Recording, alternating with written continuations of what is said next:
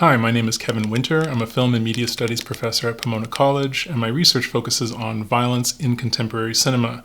Today we're going to be talking about my favorite genre, the horror film. This is Office Hours. First question, how would you define the horror genre? One question that has guided much of my early research into horror films, their narrative structures, formal patterns, and thematic motifs asks, how do horror movies actually make us feel? Do horror films truly inspire the feeling of horror, or do they produce some other affect on the spectrum of negative feelings? One of the most striking discoveries for me was the pervasive conflation of the terms horror and terror. In trailers for upcoming films, in posters and other marketing materials, in popular film criticism, and even scholarly essays, the terms horror and terror are often used interchangeably as synonyms, despite the fact that they refer to very different realms of human experience. Grossly simplified, terror is an external phenomenon bound up with space, spectacle, and the proximity of a threat. Its temporality is the here and now. Nearly all horror films operate under the premise that there is a supernatural or a monster of one kind or another that must be confronted and defeated. Conversely, horror is an internal metaphysical phenomenon linked to time, absence, and memory. Its temporality is of the unspeakable past or the unnameable future. This is considerably more difficult to capture in narrative cinema. So in sum, what we call the horror genre, to my mind, is actually the terror genre. Question number 2, what horror movie scares you the most? This is a rather difficult question to answer. I would say the strongest visceral sensations of terror I've felt watching horror films have been of the so-called found footage variety. I'm thinking of the Blair Witch Project from 1999 and Paranormal Activity from 2007. And also a film I saw recently called Dream Eater. I saw that at Beyond Fest here in Los Angeles not long ago. So these films are terrifying the first time you see them, as their story arcs are organized around a singular, startling conclusion. But once you experience it, it will never have the same impact. Whereas a film like, say, The Exorcist has for me become more and more powerful and more frightening over time. And this has to do with how deeply intertwined the supernatural elements of that film are with its presentation of the joys and challenges of everyday life.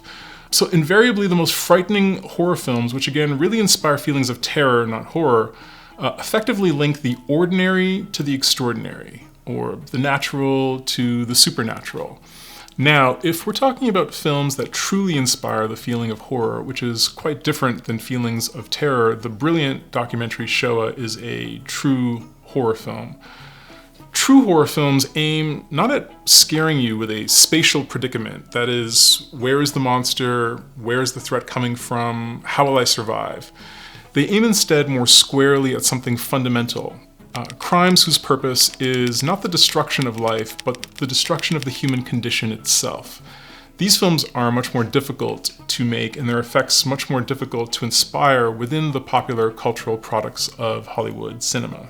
Next question, how do horror movies reflect the societies in which they are made? Good question. While attending college in Toronto, I had the great fortune of having Robin Wood as a mentor. Robin was and remains the most intelligent writer of the American horror film.